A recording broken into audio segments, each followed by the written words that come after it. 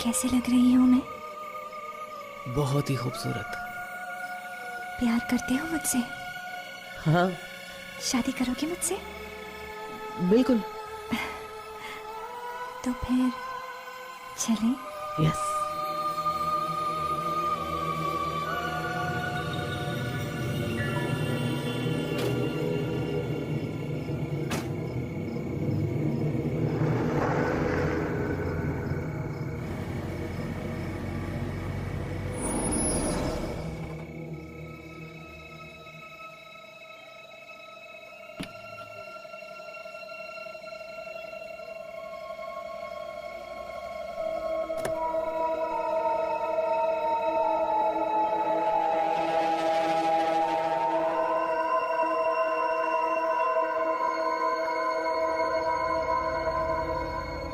Hello. अरे कौन हो भाई, किससे बातें कर रहे हो यार?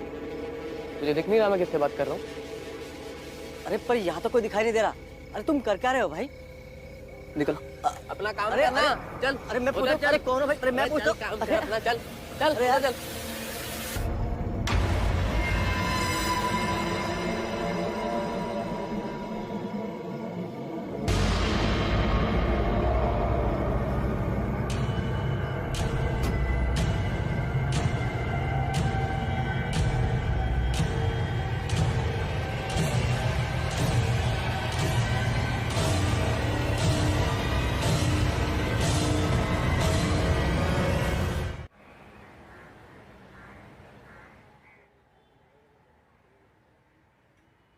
अदिति का कुछ पता नहीं चल रहा है। जोशी ने अपने पूरे कॉन्टैक्ट्स लगा दिया लेकिन उसका कोई सुराग ही नहीं मिल रहा है। वो मेरी आंखों के सामने से गायब हुई और मैं कुछ नहीं कर पाया। उस रात को मैंने एग्जैक्टली क्या देखा मेरी अभी भी समझ में नहीं आ रहा है सर। एक पल के लिए I can't make anything of it sir. मेरे सामने थी वो और गायब हो गया। I can't make anything of this sir. Vikrant, हमने हॉस्पिटल की फुटेज देखी है। तुमने खुद उस कमरे को, पूरे हॉस्पिटल को 5-6 बार चेक किया, लेकिन कोई क्लू नहीं मिला। शिखा से बात करने के बाद भी हमारे हाथ कोई ठोस सबूत नहीं लग रहा है। शिवानी को खोने के बाद अब मैं अदिति को, ये सब मेरी गलती है सर। मैंने अदिति का ट्रांसफर दिल्ली से यहाँ शैतान चौकी में कराया। अगर मैं उसका ट्रांसफर नहीं करा था तो आज उसकी जान खतरे में ना होती। विक्रांत, आई नो अदिति तुम्हारी पार्टनर है, लेकिन वो हमारी भी जिम्मेदारी है। ऑलरेडी इंटेलिजेंस उस पर काम कर रही है। एक काम क्यों नहीं करते, कुछ दिनों के लिए तुम ब्रेक क्यों नहीं ले लेते? घर जाओ, फैमिली से मिलो।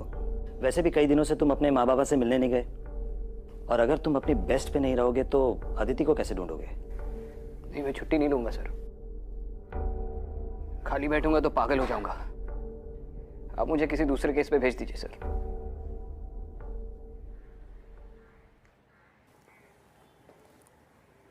ठीक है, अगर ऐसी ही बात है तो एक केस आया है जिस पे आज से ही तुम काम शुरू कर सकते हो। वाशी स्टेशन के एसआई माल्या इस केस पे तुम्हारा साथ देंगे। तुम उनसे मिलके इस केस के सारे डिटेल्स ले लो। गुड। जी सर। Thank you sir.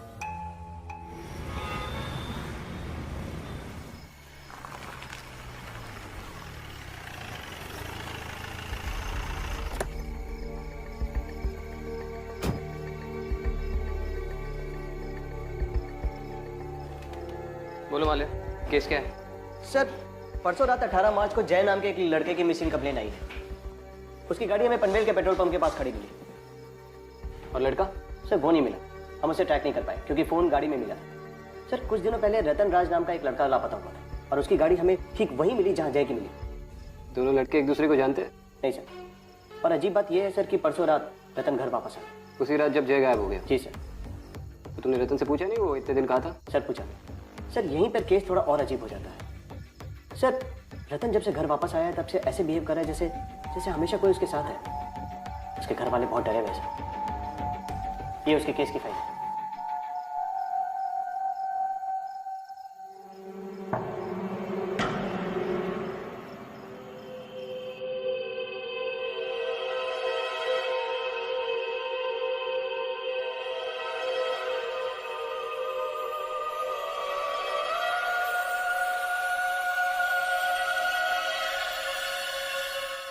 बात ये क्या कर रही है?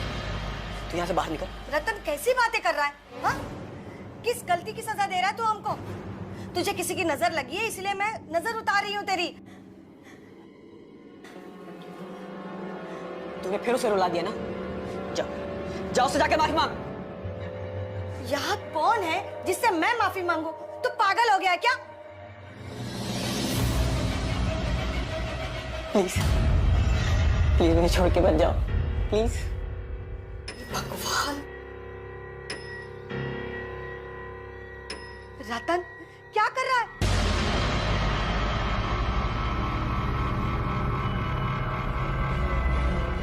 माँ तू यहाँ से बाहर निकल। क्या कर रहा है? तू यहाँ से बाहर निकल। अरे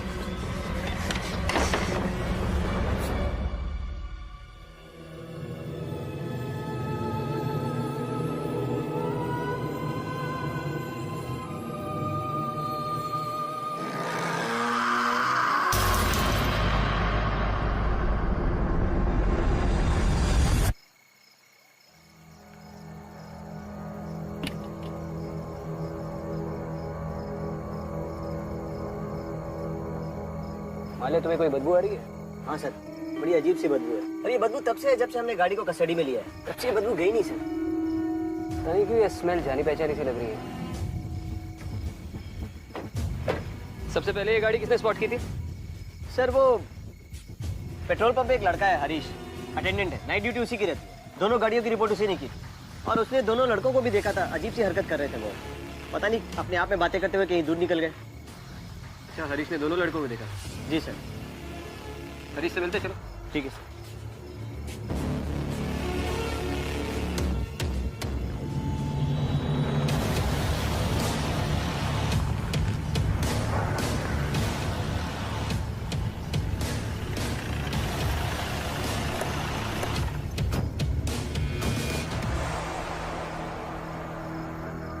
सर यही हरीश है।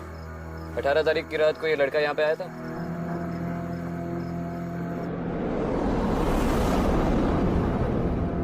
हाँ सर, वैसे तो यहाँ सैकड़ों लोग आते हैं, मगर मैं इस आदमी को कभी नहीं भूल सकता। जब भी यहाँ हर बार कुछ ऐसा हुआ तो मैं ही ड्यूटी पर था सर। हर बार मतलब? सर 5-6 दिन पहले ऐसा एक लड़का आया था जो इसी की तरह अजीब बर्ताव कर रहा था। माले, सर तो दूसरा लड़का ये था? हाँ सर। इन दोनों लड़कों के बारे में जो कुछ भी याद है बता दो। सर दोनों जब पेट्रोल पंप पर आते तो ठीक लगते थे और यहाँ से निकलने के बाद ना जाने उनके साथ कुछ अजीब होता था। चलती गाड़ी रोक देते थे और ना जाने किससे बातें करते थे और फिर गाड़ी से उतरकर कहीं चले जाते थे सर। उन लड़कों के अजीब बर्ताव को देखकर उनके पास जाने से मुझे डर लगता था। और मेरी माँ कहती थी सर कि कोई चुड़ैल है जो रात में सफेद कपड़े पहनकर और हाथ में बच्चा लेकर रात भर घूमती है और ऐसे लड़कों को अपने वश में कर लेती है। कहीं ये सब कुछ ऐसा हुआ तो सर? मैंने पूछा तुमसे तुम्हारी माँ क्या कहती थी? कुछ लगेगा तो बुलाएंगे। ठीक सर। मान लिया सिर्फ 18 तारीख की नहीं, पूरे हफ्ते की सीसीटीवी फुटेज निकलवा। Okay sir. जाओ मैनेजर से बात करो। ओके।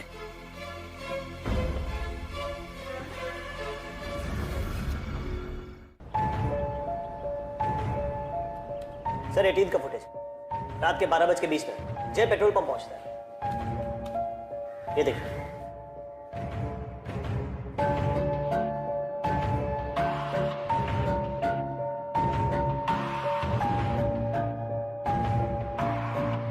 ये नशे में लग रहा है। सर मुझे भी वही शक।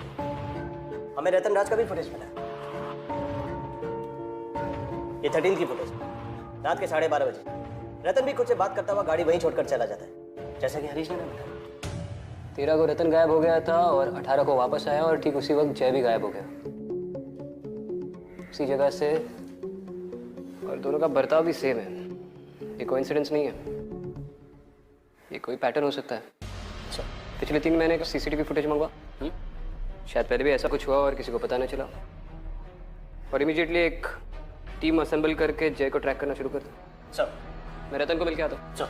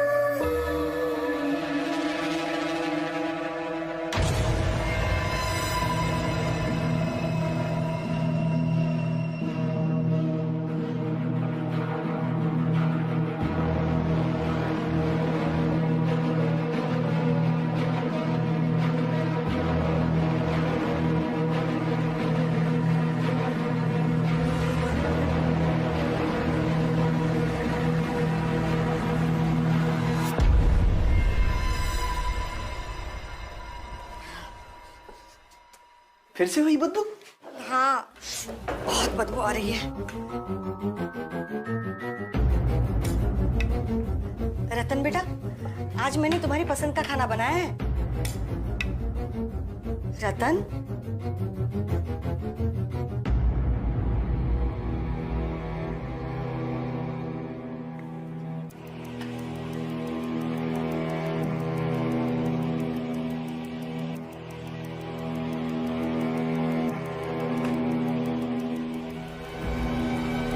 इसकी प्लेट में खाना कौन डालेगा?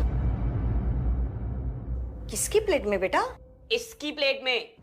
पास करो रतन, पागल तो नहीं हो गए तुम? पागल मैं नहीं, पागल आपकी बीवी हो गई है, जिसको देख के भी अनदेखा कर रही है। अगर इस घर में इसको इज्जत नहीं दी जाएगी ना, तो मुझे भी इस घर से कुछ नहीं चाहिए। चलो। अरे रतन,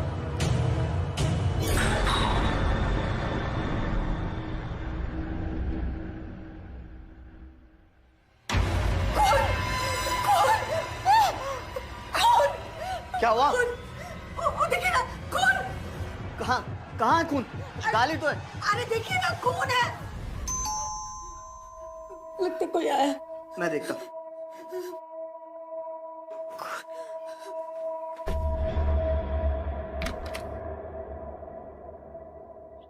विक्रांत सिंघल। हाँ जी, आइए।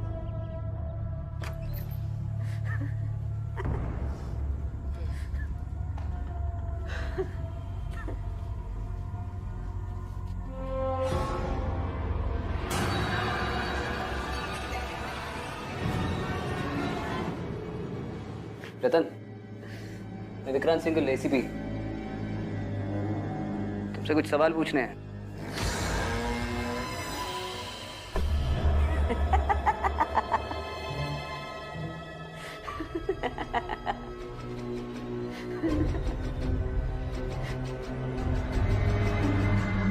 सर, जब से रतन घर वापस आया है, तब से ये अजीब सी स्मेल आ रही है। हमने सारे कमरे, कबर्ड सब चेक किए। ये अजीब सी स्मेल वहीं आती है जहाँ रतन होता है। बाहर चलकर बात करें, मेरा सिर पकड़ रहा है। आइए।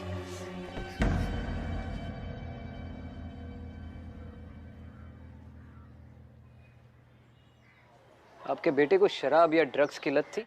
नहीं सर, कभी नहीं। वो ऐसी चीजों से तो हमेशा मीलों दूर रहा है। घर आने के बाद उसने बताया वो कितने दिन कहाँ था, किसके साथ था? नहीं सर, हमने पूछने की बहुत कोशिश की, लेकिन उसने कुछ बताया ही नहीं। अचानक हंसने लगता है, अजीब सी हरकतें करने लगता है। हम बहुत परेशान हो गए। हमारे बेटे को क्या हुआ है? फिर से वही बदबू। कोई मामूली बदबू नहीं है। कुछ महीने पहले हमें डॉकयार्ड एरिया में एक छोटे बच्चे की लाश मिली थी। लाश पूरी तरह से सड़ी हुई थी। ये उसी तरीके की बदबू है।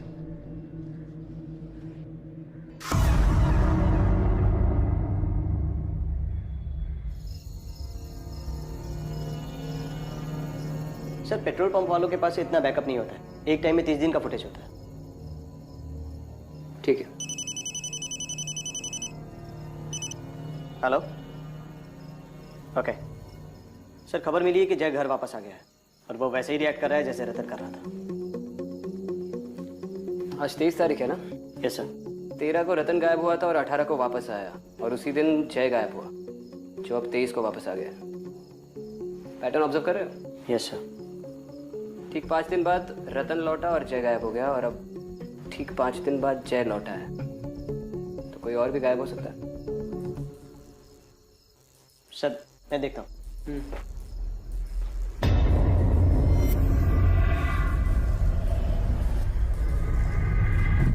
अदिति,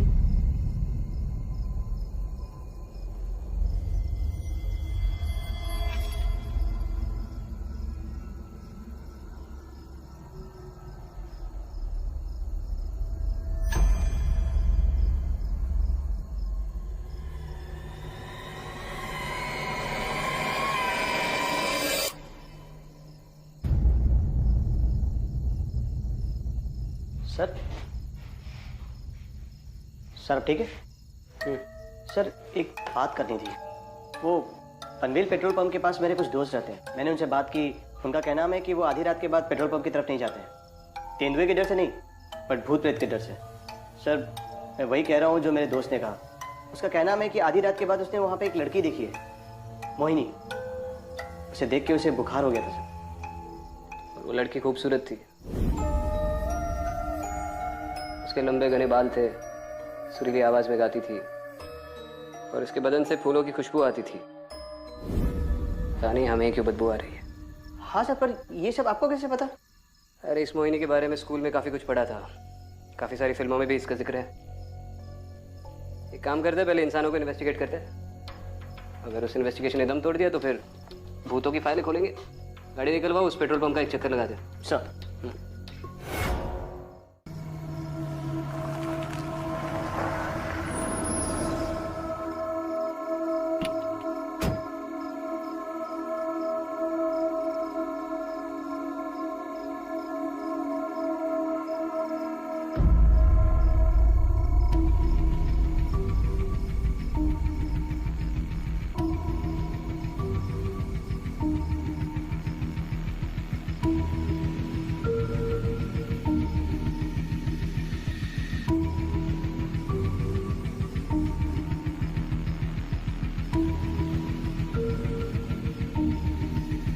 सूरज श्रॉफ।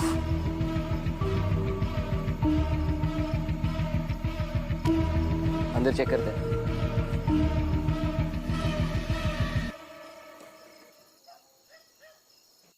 नहीं नहीं, माँ मान जाएंगी, उन्हें बस थोड़ा टाइम लगेगा। नहीं रतन, वो नहीं मानेंगी। लेकिन रतन, तुम मुझसे प्यार करते हो ना?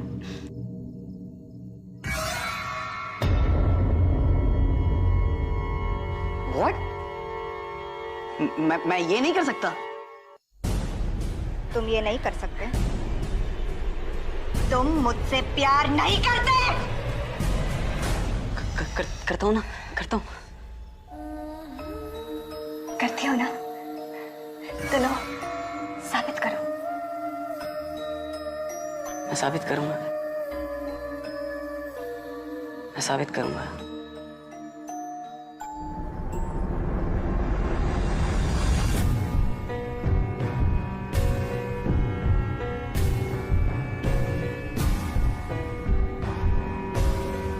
सीमा, I love you, Seema. I love you। सूरज,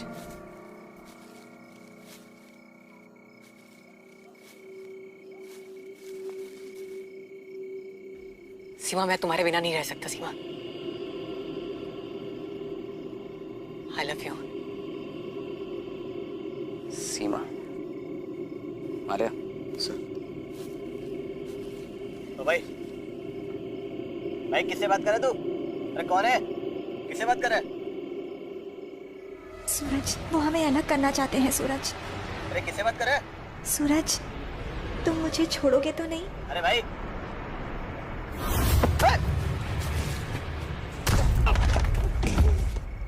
उठा के लेके जाओ इसे। बड़ा।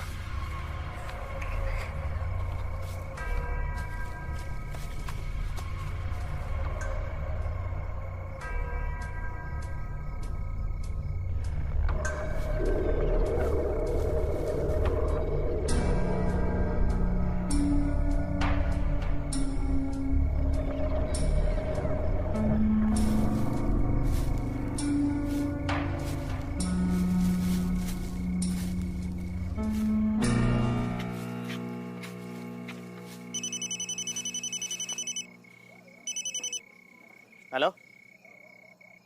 ओके सर, खबर आई है कि रतन और रतन की माँ की मौत हो गई। लाश उनके घर पे मिली है, हमें वहीं पहुंचना होगा। चलो।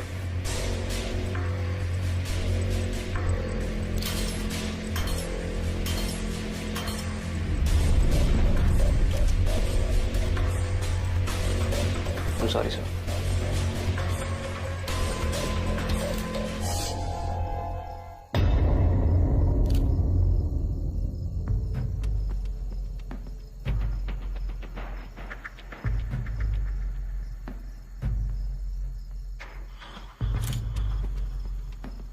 जब तक ये जिंदा था इसके आसपास सड़ी हुई लाश की बदबू आती थी, और आज इसकी लाश सामने पड़ी है लेकिन बदबू गायब है।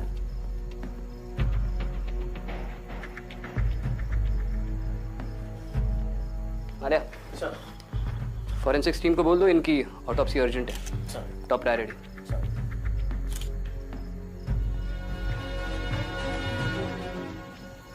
अब बचता है सिर्फ जय।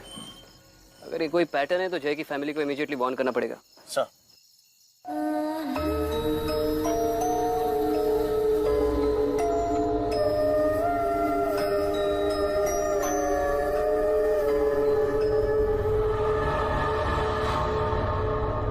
जय,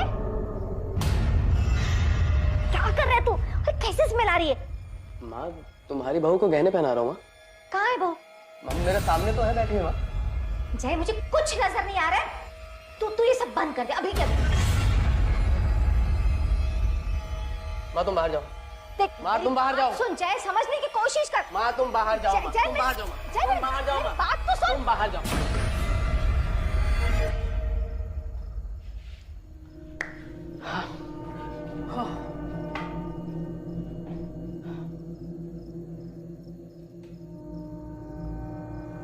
कितनी खूबसूरत हो तुम। मन तो कह रहा तुमसे अभी शादी कर लूं मैं। ये तो मैं भी चाहती हूँ जय, लेकिन तुम्हारी माँ वो कभी नहीं मानेगी। मानेंगी ना, माँ मान जाएंगी। और जय, अगर तुम्हें मेरे और तुम्हारी माँ के बीच चुनना पड़े तो तुम किसे चुनोगे?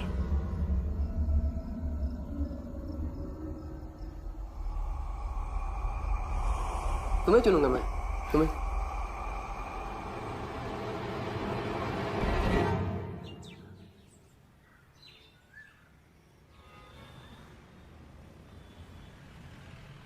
सर, जिस दिन रतन लौटा उसी दिन जय गायब हो गया, और फिर ठीक 5 दिन बाद जब जय लौटा तभी सूरज उस जंगल में घुस गया, और उसी दिन रतन ने अपनी माँ को कत्ल करके खुद को भी मार दिया। इस पूरे केस में एक वियर्ड सा पैटर्न है सर, लेकिन कोई फिजिकल एविडेंस हाथ नहीं लगा। ये सारे लड़के एक ही उम्र के हैं और किसी इमेजिनरी लड़की को देखते हैं। इस वक्त आ गया है सर कि मैं अपना नजरिया बदल दूं। विक्रांत, तुम्हें इस केस को अदिति के एंगल से देखना होगा।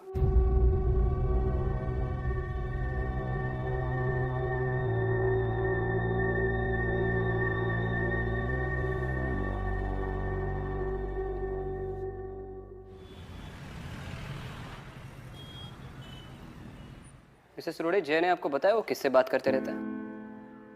कुछ नहीं बताया।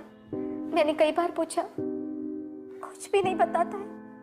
अजीब सी हरकतें करता रहता है। कल तो उसने हद कर दी। मेरी सारी ज्वेलरी लेकर अपने कमरे में चला गया और पता नहीं किससे बातें कर रहा था, किस लड़की को वो सारी ज्वेलरी देने की कोशिश कर रहा था। मुझे तो बहुत डर लग रहा था। पता नहीं उसके साथ ये सब क्या हो रहा है।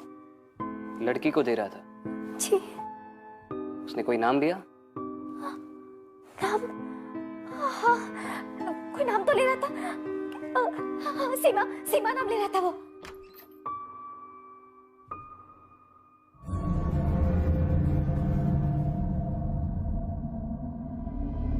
आओ सीमा।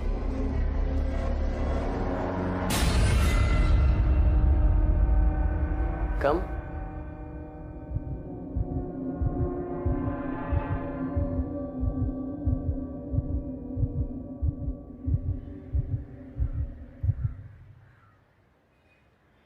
मिसेस रोड़े, यूजुअली ऐसे केस में मैं आपको सलाह देता कि आप जय को किसी डॉक्टर को दिखाएं, लेकिन ये कोई दिमागी बीमारी नहीं है। क्या है क्या नहीं है ये अभी मैं आपको नहीं बता सकता। आप बस अपना ख्याल रखिए और जय पे नजर रखिए, और किसी भी वक्त आपको जरा सी भी थ्रेट महसूस हो आप इमीडिएटली मुझे कॉल करना। जी अच्छा। वैसे भी मैं आपके घर के बाहर 24 घंटे के लिए सर्विलेंस रख रहा हूँ।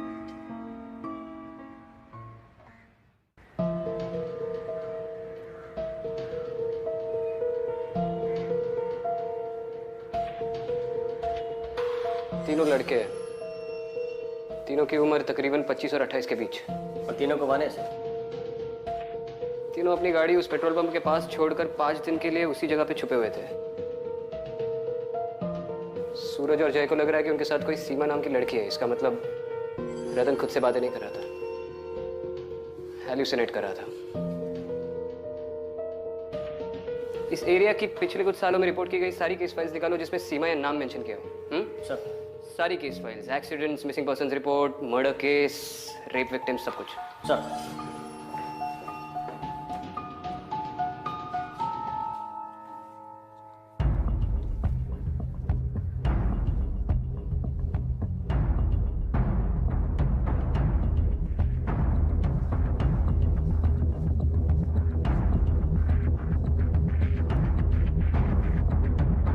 सर सीमा सिंह की फाइल मिली। पिछले साल उसकी लाश पनवेल के पेट्रोल पंप के पास वाले जंगल में मिली थी, जहां से हमें सूरज मिला था। बॉडी आइडेंटिफाई किसने की थी? विनय लोखंडे, लड़की का दोस्त था। उसकी कोई फैमिली नहीं थी सर, अनाथ लड़की है। लाश 5 दिन तक जंगल में सड़ती रही। विनय को क्वेश्चनिंग के लिए बुलाओ। सर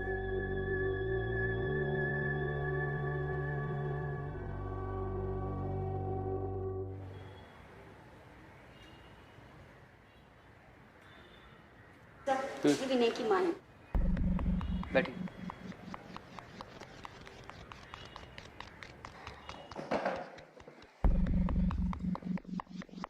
आप लोग मेरे बेटे विनय को क्यों ढूंढ रहे हो? मैं विक्रांत सिंघल, एसीपी। विनय से उसकी दोस्त सीमा के बारे में बात करनी थी। क्या हुआ मिसेस लोखंडे? आप जानती थी सीमा को? छी, मेरा बेटा विनय जानता था सीमा को। दोनों एक दूसरे से प्यार करते थे। विनय एक बार सीमा को घर लेके आया था, शादी करना चाहते थे, लेकिन मैं खिलाफ थी उस शादी के। मैंने कह दिया ना, तुम्हारी शादी सीमा से कभी नहीं हो सकती। मगर माँ मैं उससे बहुत प्यार करता हूँ। बेटी, सीमा हमारी कम्युनिटी की लड़की नहीं है। ऊपर से उसके माँ बाप भी गुजर चुके हैं, और सीमा है ना बहुत ज्यादा मॉडर्न लड़की है। और मुझे कैसी बहू चाहिए? एकदम सीधी सादी। माँ मेरी बात का यकीन कीजिए, सीमा बहुत अच्छी लड़की है और मुझे उससे अच्छी लड़की मिल ही नहीं सकती माँ। देख बेटा, शादी सूरत देख के नहीं, सीरत देख के की जाती है। और सीमा तुम्हारे लिए सही लड़की नहीं है। नहीं माँ। अरे वो शादी के बाद सिर्फ अपनी ही बात चलाएगी। सीमा जैसी लड़की है ना, अपना घर, अपने पति पे ज्यादा ध्यान नहीं देगी, अपने कपड़े पे, अपने गहनों पे ज्यादा ध्यान देती है। माँ वो ऐसी नहीं है माँ। देख विनय, मैंने फैसला कर दिया है, तुम्हारी शादी सीमा से कभी नहीं हो सकती। और अगर तुमने मेरी बात नहीं मानी ना, तो ठीक नहीं होगा। विनय ने मेरे कहने पे सीमा से रिश्ता तोड़ दिया था। कुछ 2 महीने बाद सीमा घर से भाग गई थी।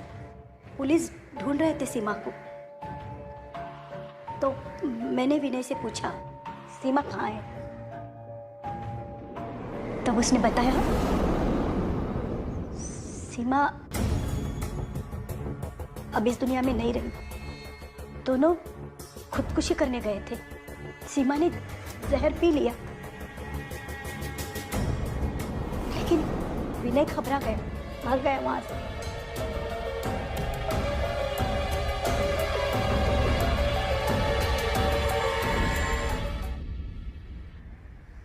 आप लोग पुलिस के पास क्यों नहीं गए? विनय पुलिस के पास जाना चाहता था, सारी बातें बताना चाहता था। मैंने मना कर दिया उसे। डर गई थी सर, उसे जेल हो जाती, लेकिन सजा उसे मिल गई। सीमा के मौत के 1 महीने बाद ही विनय ने आत्महत्या कर ली।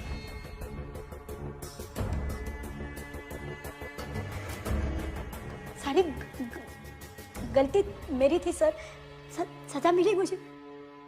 मेरा इकलौता बेटा था, छीन गया मुझसे, मिली सजा।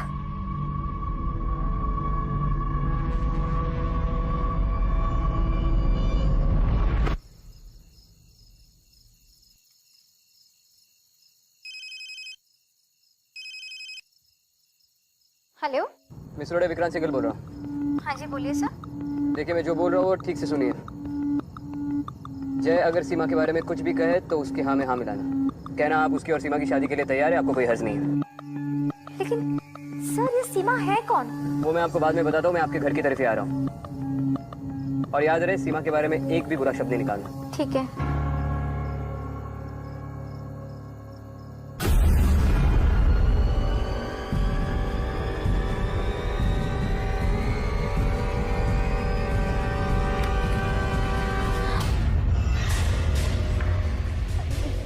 जय बेटा देखो देखो, तुम जो कहोगे ना मैं वही करूंगी।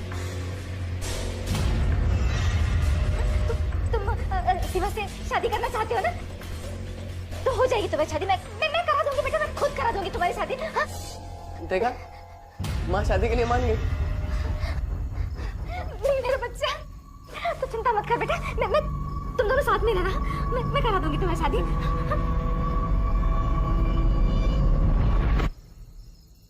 क्या हुआ बेटा? हाँ बेटा क्या हुआ जय? क्या हुआ? माँ मुझे अजीब सी स्मेल आ रही है माँ। सब ठीक हो जाएगा, कुछ नहीं होगा, सब ठीक हो जाएगा बेटा, सब ठीक हो जाएगा।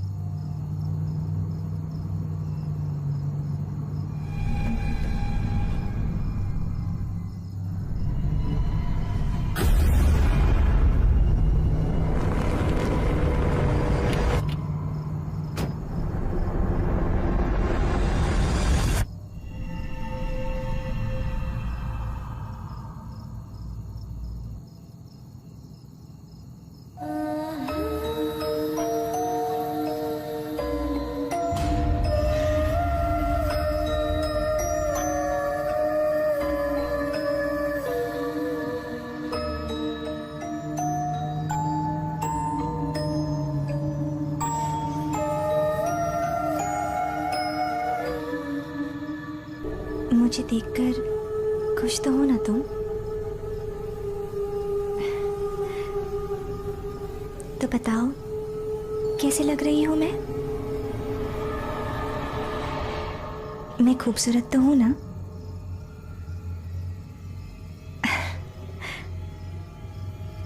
मेरे साथ चलोगे? तो फिर चलो।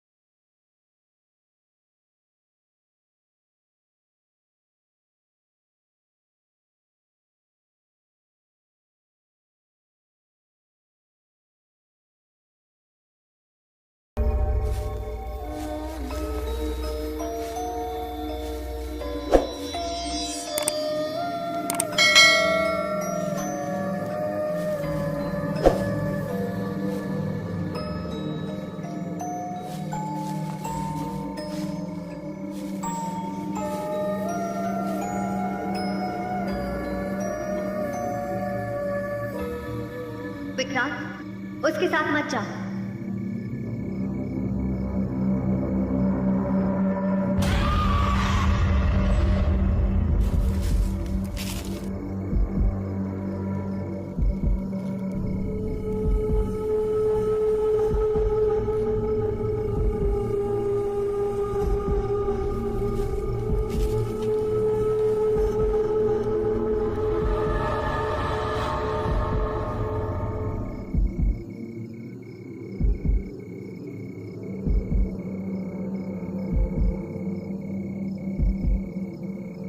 तुम्हारी जान खतरे में विक्रांत, रुक जा।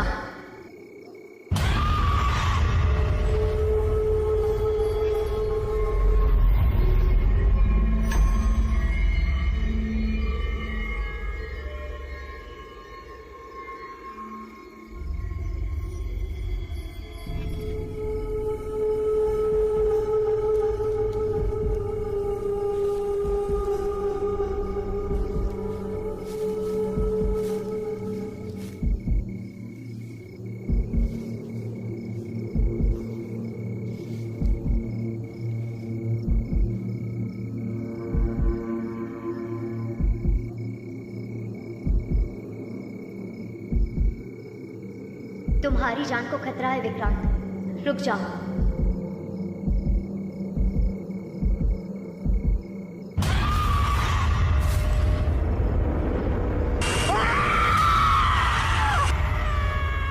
क्या मैं अब तेरे लायक नहीं हूँ? क्यों मैं सुंदर नहीं हूँ?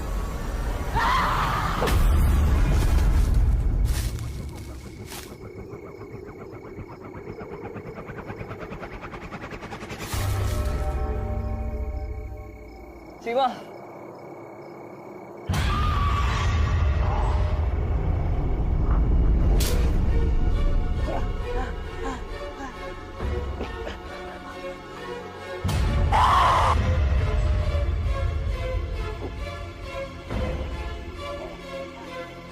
सीमा, मैं जानता हूँ यहाँ क्या हुआ था और तुम किसका इंतजार कर रही हो।